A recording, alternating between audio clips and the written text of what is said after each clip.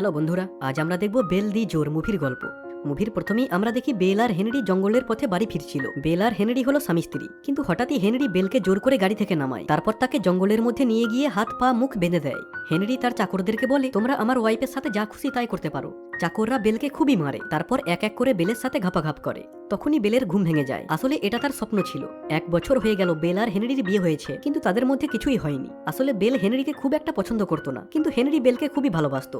পরের দিন হেনরি আর বেল তাদের বন্ধুদের সাথে দেখা করে। এর নাম ছিল পেরি, আর এটা পেরির হাজবেন্ড চার্লট।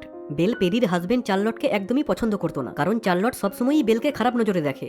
যাই হোক, বেল আর পেরি যখন একা ছিল তখন পেরি বলে, আমি বেশ্যালয়ে কাজ করি, যেখান থেকে অনেক টাকা পাই। বেলের এইসব শুনে একটু ইন্টারেস্টিং লাগে, তারও মনে হয় সেও এই কাজটা করবে, কিন্তু সিক্রেটলি। এইদিকে তার হাজবেন্ডের সাথেও তার কিছু কাহিনী হচ্ছিল না। বেল যদি বেশ্যা হয় তাহলে সে মজাও পাবে, আবার টাকাও পাবে। হঠাৎই একদিন চার্লট এসে তার সাথে দেখা করে। বেল চার্লটকে একদমই দেখতে পারতো না, কিন্তু চার্লট বেলকে পেতে চায়। বেল দুদিন ধরে অনেক ভাবে সে এই কাজটা করবে কিনা। যাই হোক, শেষমেশ তার মন সায় দেয়। বেল পরের দিন সেই সিক্রেট বেশ্যালয়ে যায়। এখানকার হেড ছিল ম্যাডাম অ্যানিসা। বেল বলে, আমিও এখানে কাজ করতে চাই, কিন্তু আমি শুধু দিনেই আসতে পারবো, রাতে না। ম্যাডাম অ্যানিসা বলে, কোনো ব্যাপার না, দিনে এলেও কাজ হবে। অ্যানিসা বেলকে কাজে রেখে নেয়। এটা খুবই সিক্রেট একটা জায়গা, এখানে শুধুমাত্র 2 থেকে 3 জন মেয়েই কাজ করে।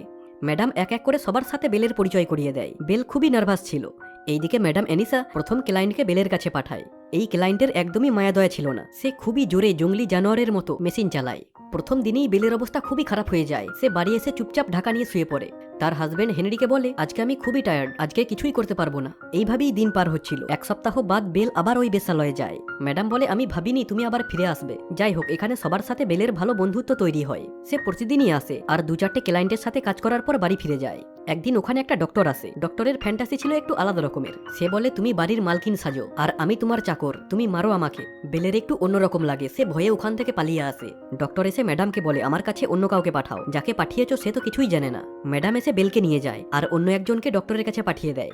তারপর ম্যাডাম একটা ছিদ্র দিয়ে বেলকে দেখিয়ে বলে, দেখো কিভাবে থিম প্লে করতে হয়। যাই হোক, বেল আস্তে আস্তে অনেক কিছু শিখছিল। তার ক্লায়েন্টও ধীরে ধীরে বাড়ছিল। দিনের পর দিন পার হয়। একদিন এক ক্লায়েন্ট এসে বেলকে তার বাড়িতে নিয়ে যায়। ওই ব্যক্তি বলে, আমার মেয়ে মারা গেছে, তুমি আমার মেয়ের ড্রেস পরে মরার নাটক করো।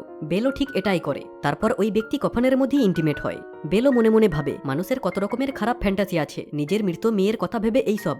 যাই হোক, এইভাবেই দিন পার হচ্ছিল। এইদিকে হেনরি এখনো কিছু জানতে পারে না, কিন্তু এই সব কিছু করে বেল হেনরিকে ভালোবাসতে আরম্ভ করেছে। হেনরিকে নিয়ে অন্যরকম ফিল করতে আরম্ভ করেছে।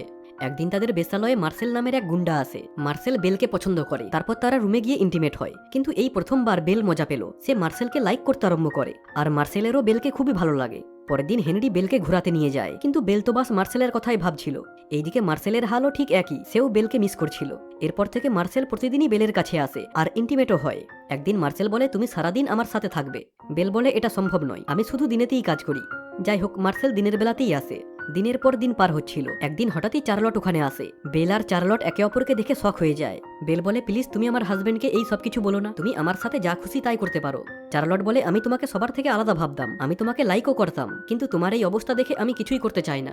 আর তুমি চিন্তা করো না, আমি হেনরিকে কিছুই বলবো না। এই বলে চার্লট কিছু টাকা দিয়ে চলে যায়। বেলের খুবই খারাপ লাগে। সে ম্যাডাম অ্যানিসাকে বলে, আমি এই কাজটা ছেড়ে দিচ্ছি, আমি আর কাল থেকে আসবো না। ম্যাডাম বলে, ঠিক আছে, তোমার যদি অসুবিধা হয় তাহলে তুমি কাজ ছেড়ে দাও। যাই হোক, বেল আর কাজে যায় না। এইদিকে মার্সেল বেলের খোঁজ করতে করতে বেলের বাড়িতে চলে আসে। বেল তো মার্সেলকে দেখে পুরো শক। সে বলে, তুমি এখানে কেন এসেছো? আমি ওই কাজ ছেড়ে দিয়েছি, তুমি এখান থেকে চলে যাও। মার্সেল বলে, আমি তোমাকে ভালোবাসি, তুমি আমার সাথে চলো। বেল বলে, আমার হাজবেন্ড আছে, আর আমি ওকেই ভালোবাসি। মার্সেল খুবই রেগে গিয়ে বন্দুক নিয়ে বাইরে দাঁড়িয়ে থাকে। যখন বেলের হাজবেন্ড অর্থাৎ হেনরিকে দেখতে পায়, তখনই তাকে শুট করে দেয়। কিন্তু মার্সেলও পালাতে পারে না, তাকে পুলিশ গ্রেপ্তার করে। এইদিকে হেনরিকে হসপিটালে নিয়ে আসা হয়। সে প্রাণে তো বেঁচে যায়, কিন্তু তার পুরো বডি প্যারালাইজ হয়ে গেছে। সিন চলে আসে কয়েকদিন পর। একদিন চার্লট এসে বেলকে বলে, হেনরির জানা দরকার ওর এইরকম অবস্থা কি করে হলো। চার্লট গিয়ে হেনরিকে সব সত্যি কথা বলে দেয়। বেল হেনরির কাছে গিয়ে দেখে হেনরির চোখে জল। আসলে হেনরি কোনোদিনও ভাবেনি বেল তাকে ধোকা দেবে। এইদিকে বেল আবার কল্পনা করতে আরম্ভ করে যে হেনরি পুরো ঠিক হয়ে গেছে, সে তাকে ক্ষমাও করে দিয়েছে, তারা আবার এক হয়ে গেছে। কিন্তু এটা তার কল্পনা ছিল। আর এই মুভিটি এখানেই শেষ হয়ে যায়।